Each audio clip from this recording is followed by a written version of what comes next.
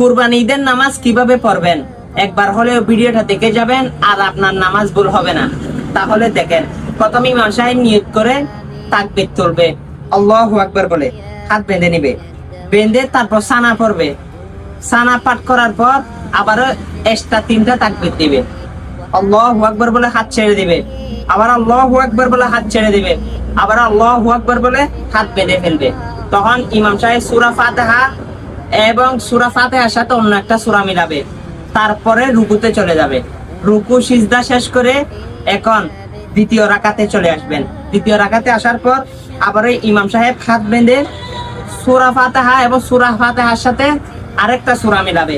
তখন আবারও ইমাম সাহেব তাকবীর করবে, আল্লাহু আকবার, হাত ছেড়ে দিবে, আল্লাহু আকবার, হাত ছেড়ে দিবে, আল্লাহু আকবার বলে হাত ছেড়ে দিবে 3বার। আরেকবার আল্লাহু আকবার বলে রুকুতে চলে যাবেন। রুকুতে চলে গিয়ে রুকু থেকে উঠবেন, সিজদা করবেন, সিজদা করার পর বসে আসসালামু আলাইকুম রাহমাতুল্লাহ সালাম ফিরে ফেলবেন।